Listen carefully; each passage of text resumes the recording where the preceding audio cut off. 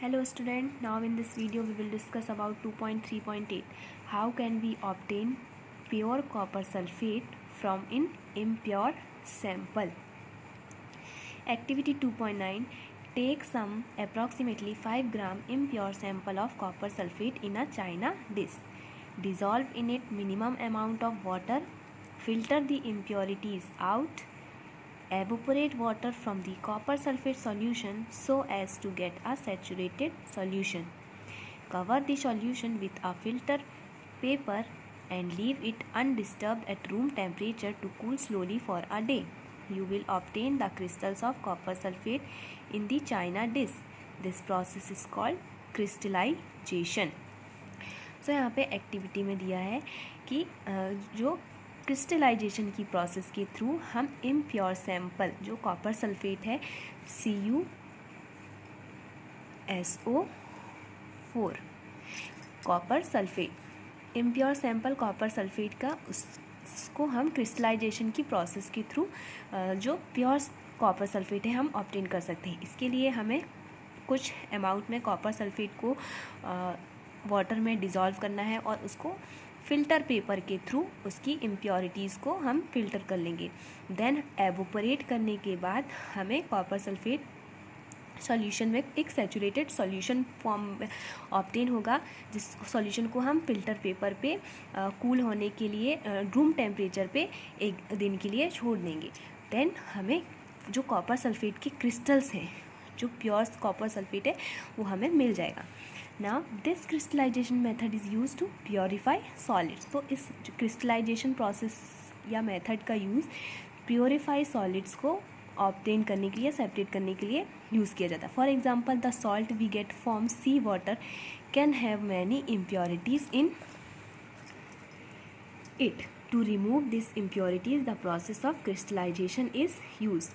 Crystallization is a process that separates a pure solid in the form of its crystal from a solution. Crystallization technique is better than simple evaporation technique as some solid decompose or some like sugar may get shared on heating to dryness. Some impurities may remain dissolved in the solution even after filtration. On evaporation, these contaminate the solids. कुछ solids होते हैं वो decompose हो जाते हैं, हम उनको अगर हीट करते हैं तो उनकी ड्राइनेस जो है, जो क्रिस्टल फॉर्म है, वो ब्रेक हो जाता है। और कुछ इम्प्योरिटीज़ जो है डिज़ोल्व होने के बाद, जो एवोपरेशन की प्रोसेस के बाद भी वो उसमें प्रेजेंट होते हैं। सो क्रिस्टलाइजेशन प्रोसेस जो है वो प्योर सॉलिड फॉर्म को ऑब्टेन करने के लिए यूज़फुल है कि प्योर जो सॉलिड्स हैं हम क्रिस्टलाइजेशन की प्रोसेस के थ्रू ऑब्टेन कर सकते हैं। Now application purification of salt that we get from sea water.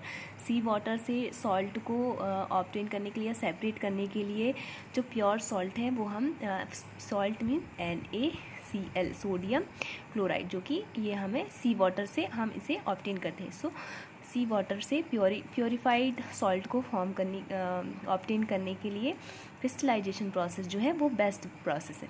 Separation of crystals of alum it means फिटकरी from impure sample.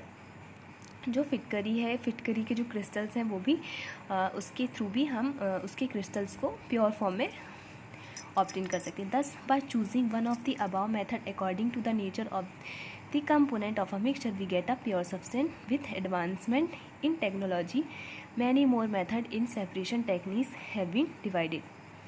In cities, drinking water is supplied from water works. A flow diagram of a typical water works is shown in figure 2.3. From this figure, write down the process involved to get the supply of drinking water to your home from the water works and discuss in your class. So, city में जो drinking water है उसमें बहुत सारी impurities जो होती हैं वो प्रेजेंट होती हैं।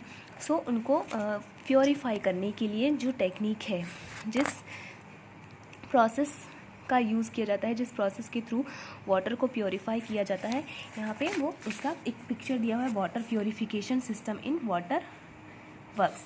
यहाँ पे जो रिजर्वायर से एक सेडिमेंटेशन टैंक जो है वो कनेक्ट होता है। इस सेडिमेंटेशन टैंक से लोडिंग टैंक, उससे filtration tank, then next chlorination to kill bacteria, and then इसके बाद जो वाटर है वो प्योरीफाई होने के बाद हमारे होम तक सप्लाई किया जाता है। फर्स्ट ऑफ ऑल रिजर्वायर से वाटर सेडिमेंटेशन टैंक में सप्लाई किया जाता है।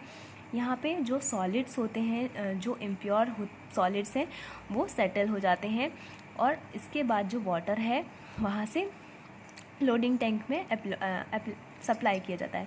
फिर यहाँ पे कुछ जो सेडिमेंट इम्प्योरिटीज़ होती हैं उनको अलग किया जाता है, ठीक है। फिर नेक्स्ट यहाँ पे फिल्ट्रेशन टैंक, यहाँ पे gravel, fine sand and course gravel, जो इम्प्योरिटीज़ हैं वो लोअर लेयर पे वो सेटल हो जाती हैं, एंड वाटर जो है फिल्टर वो अपर लेयर पे होती है। उसको वहाँ से वाटर को कहाँ पे, क्लोरीनेशन टैंक में, जो इनमें भी अभी कुछ बैक्टीरिया जो है वो प्रेजेंट होते हैं।